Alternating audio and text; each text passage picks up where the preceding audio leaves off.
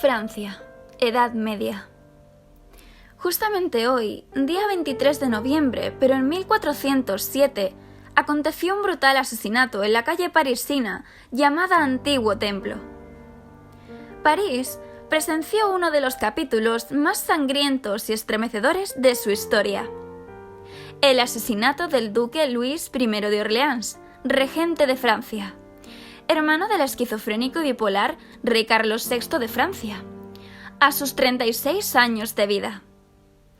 Aquella siniestra y gélida tarde, el duque volvía de visitar a su cuñada y amante secreta, la reina de Francia, Isabel de Baviera, la cual recientemente había dado a luz y que se alojaba en el hotel de la misma calle donde fue asesinado. Un falso mensajero dio el recado a la reina de que el rey requería urgentemente los servicios de su hermano, el duque. Así que, sin más dilación, el duque se despidió de la reina y se puso en camino hacia el hotel donde se alojaba su hermano. El duque cabalgaba a lomos de su caballo e iba escoltado por 12 hombres cuando fue sorprendido por unos espadachines en mitad de la calle. Lo abordaron sin piedad, causándole la muerte. Aunque cabe señalar que la manera que tuvieron de acabar con la vida del pobre duque fue, cuando menos, escabrosa. Los asesinos cortaron las extremidades superiores antes de darle la muerte definitiva. Los malhechores mataron a uno de sus sirvientes y cercenaron la mano del duque para dejarlo completamente indefenso, además de rajarle el brazo. Tras esto, el duque cayó al suelo y antes de que un hachazo le abriera el cráneo, gritó: «Yo soy el duque de Orleans», a lo que uno de los asesinos contestó: «Es lo que queremos». Apenas una hora después de los hechos, un mensajero hizo llegar una carta dirigida a Guignon de Tignonville, el preboste de París, término medieval dado al representante oficial del rey. El preboste presidía la fortaleza asignada por su cargo, que se encontraba a la orilla derecha del Sena, llamada Grand Châtelet. Tal fortaleza albergaba la sede de policía, las mazmorras y la primera morgue de París. Cuando Guillaume llegó, los restos del duque habían sido depositados en una vivienda de la calle donde le fue arrebatada la vida. Allí encontró cómo el duque había perdido una mano, además de tener el otro brazo completamente abierto de un tajo hasta el hueso. Su cabeza estaba tan destrozada que el cerebro entero sobresalía. La imagen era dantesca y difícil de olvidar.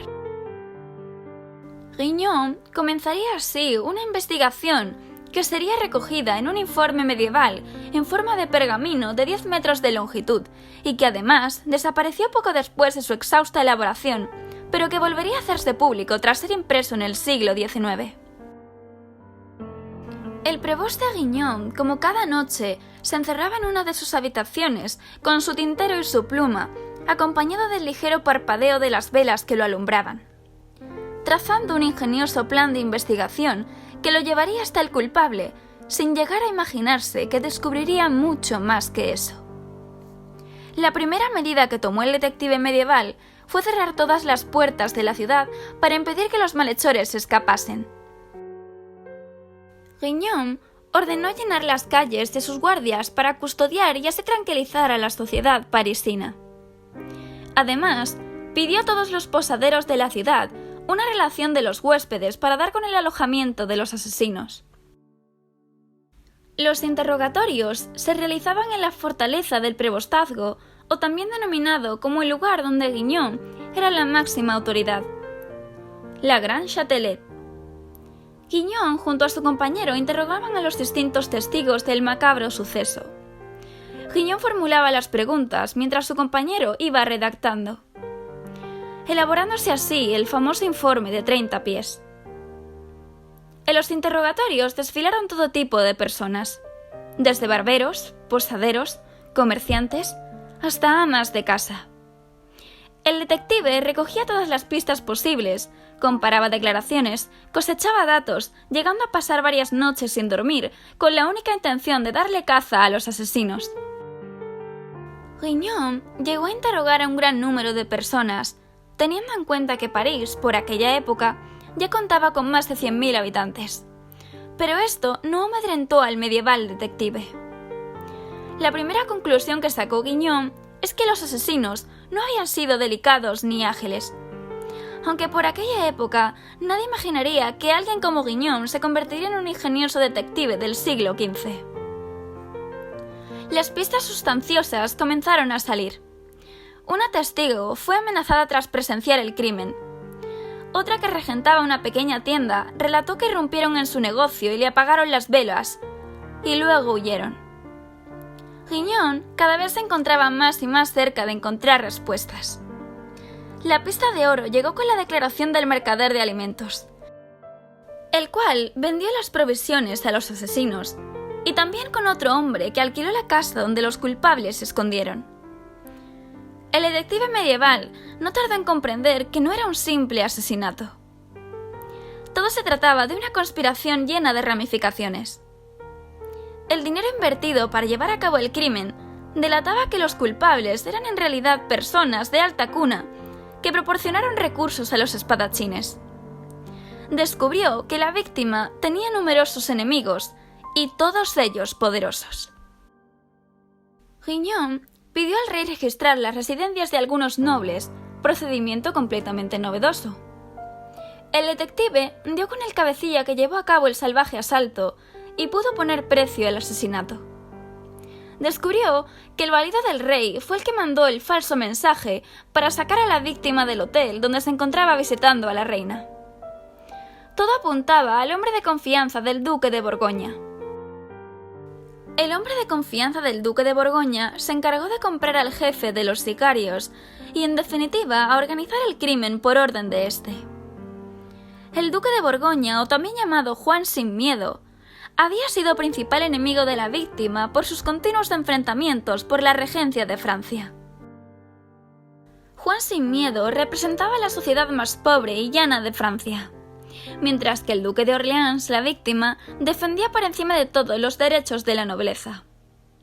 Ambos entraron en disputa por gobernar Francia, pero todo se tornó un matiz más oscuro cuando Juan se enteró de la relación que el duque mantenía con la reina, algo que sin duda tuvo que jugar muy a su favor de conseguir la regencia. Juan sin Miedo, como su propio nombre indica, no tenía nada que temer. Se sentía satisfecho y apoyado por el pueblo de París.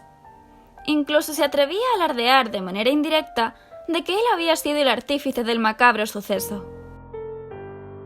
Curiosamente, Juan sin Miedo y el duque de Orleans se habían reconciliado 3 días antes del vil asesinato.